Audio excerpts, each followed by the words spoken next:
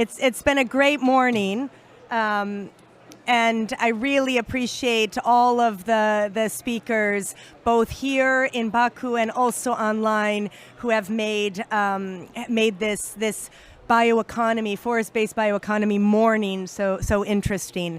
And it's not over yet. We have two more interesting speakers to hear from, including one looking ahead to COP30 in Brazil. So if I could have our all four of us, actually, we'll sit up here. I think we can deliver the remarks from the stage. So I'd first like to welcome up to the stage Mr. Osama Kobuta, Deputy Assistant Minister of Export and International Affairs Bureau of the Government of Japan. Please, sir, if you could take a seat up on the panel. I would also like to call up Ms. Ana Euler, the Executive Director of Business at Embrapa in Brazil. Embrapa is the Brazilian Agricultural Research Corporation, and Ana is again Director of Business there. And then finally, you all know her very well by now, but Jennifer Conhay, Director of Policy, Forest Management Division, ITTO. And again, from FAO's point of view, this has been a great day. I'm going to sit down with my colleagues, and we're going to just close our session with a few thoughts.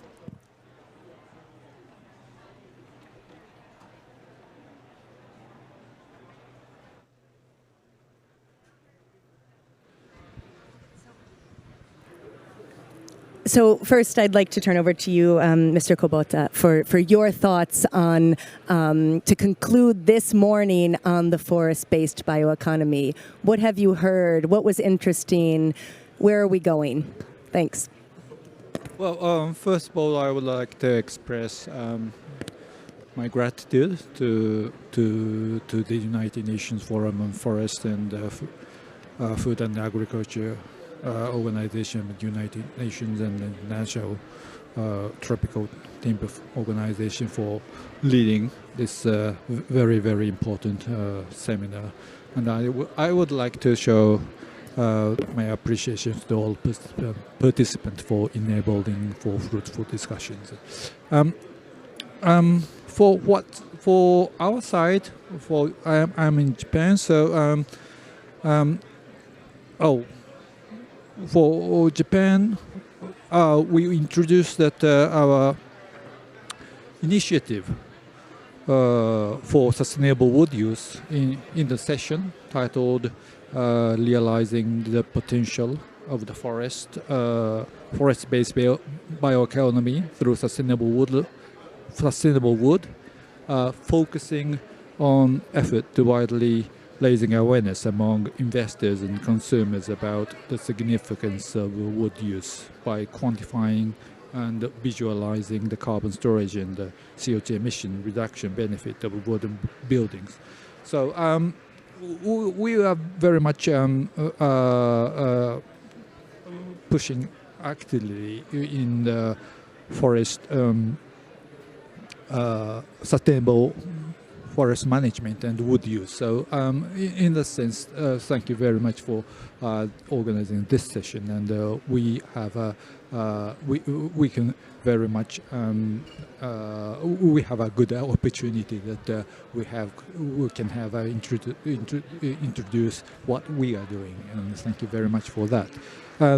In the same session, that initiatives such as the FAO's Food and Grove Initiative, the green construction with sustainable wood activity, and the Forest and Climate Leaders Partnership, and the new country and organizer-led initiative launched under the UNFF framework were introduced. And well, I believe that many participants were able to gain ideas from this seminar and strengthen each other's initiative and the potential for future collaboration by comprehensively reviewing each effort of each forum. So We hope that this seminar will serve as a catalyst for further promotion and effort to build a forest-based bioeconomy through sustainable wood use in collaboration with each forum. And thank you very much for organizing this seminar. Thank you. Okay. No, thank you so much to Japan, the government of Japan, for co-organizing this whole day together. And I'm going to give Anna actually the last word because that's the forward-looking, what's for next year. And so, but I'd like to turn to our other co-organizer, Jennifer from ITTO, to give your reflections on today. Thanks, Amy. And I won't be too long. You've heard my voice too much today. But just to say that it's always a pleasure to work with FAO and also the government of Japan on this event and just a lot of other initiatives. We're partners on many different initiatives. And if there's one thing I would say that is a very clear message from this session is that forests cannot and should not be quantified or calculated for solely one sole ecosystem service, namely just carbon. There is so much to forest management that's complex, and the role of a sustainable forest-based economy plays a huge role in that. So you've heard just all the different initiatives people have had on wood-based industries, how the challenges and opportunities of financing, as well as what they've done in terms of increasing data transparency to ensure sustainable value chains. So I would just leave with that one message that forests are complex. They're wonderful resources and of cultural and social and environmental value to and economic value to all of us. And we need to continue to look at it in a holistic manner. Thanks so much. And I think from FAO's point of view, I think we had such an interesting content morning, really starting from the idea of transparency and actually how far countries have come through improvements in national forest monitoring systems that can now be leveraged to support the sustainable forest bioeconomy moving forward. And this would have been unimaginable even 15 years ago. So, the leaps and bounds that have been made that actually are the foundation for everything.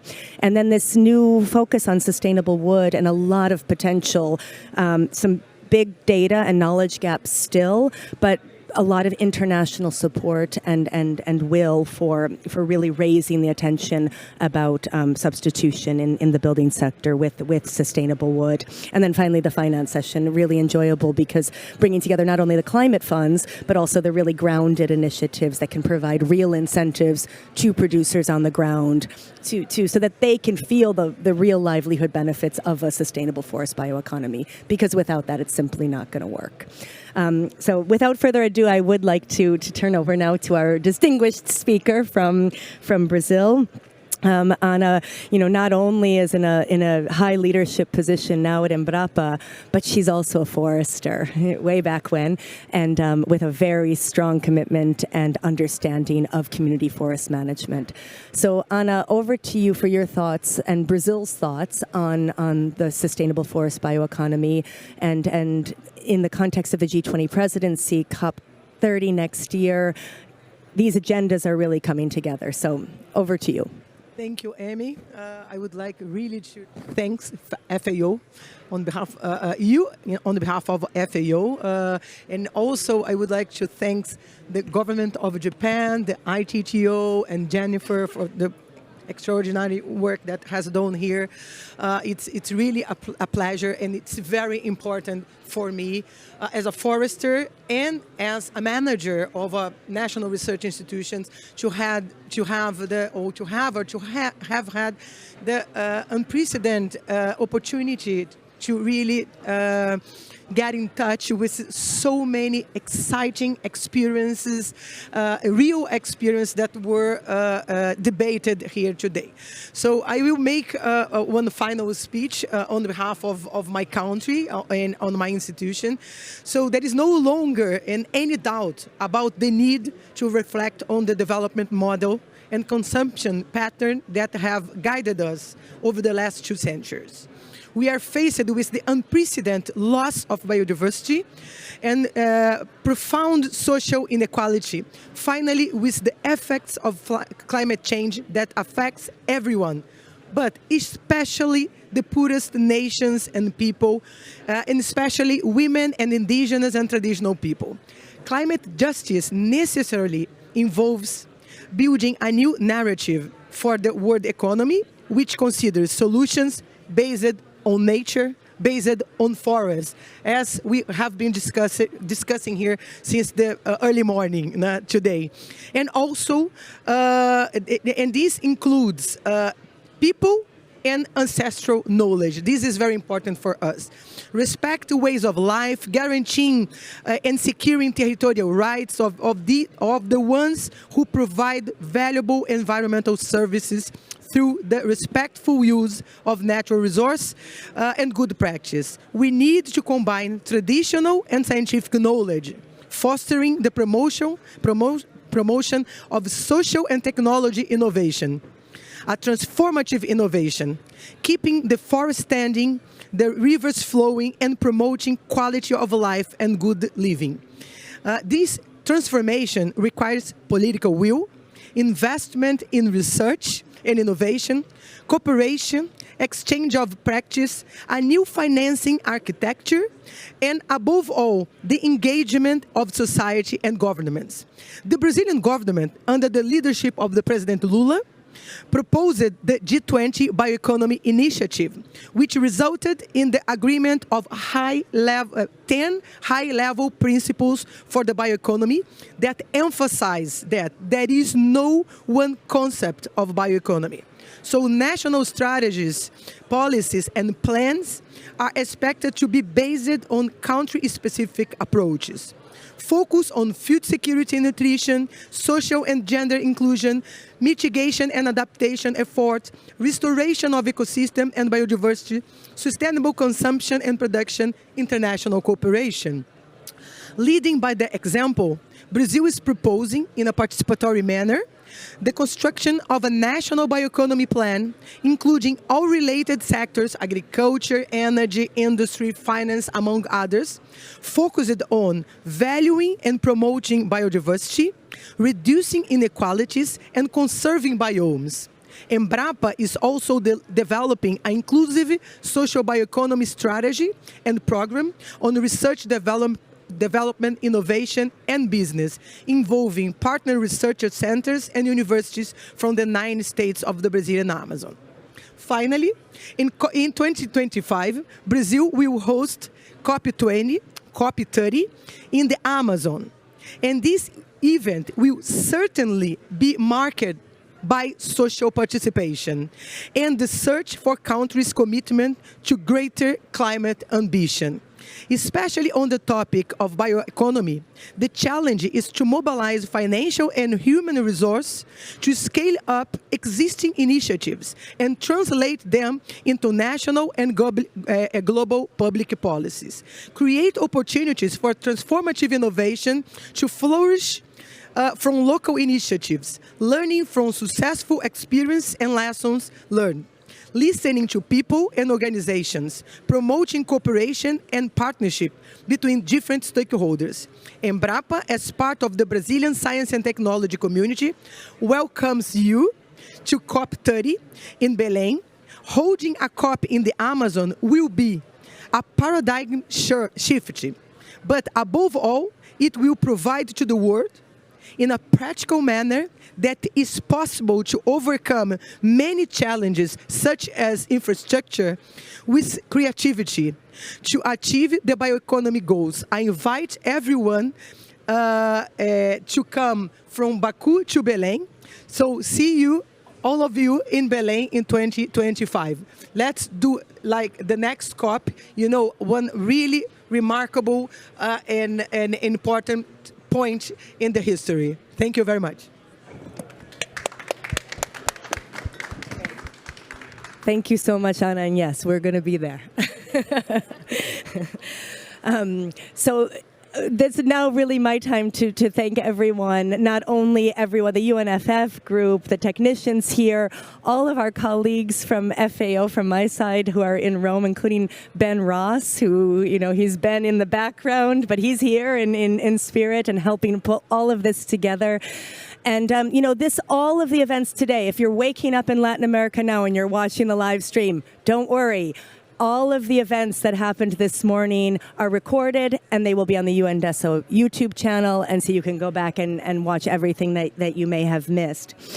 Jennifer and my work is not over, because all afternoon we're going to be working with the Global Landscape Forum on the social media stage and really delving into deep conversations about Brazilian policy, innovations in the forestry sector, including with case study authors from the latest State of the World's Forest report on innovation who are here. And so we're going to interview them about their work.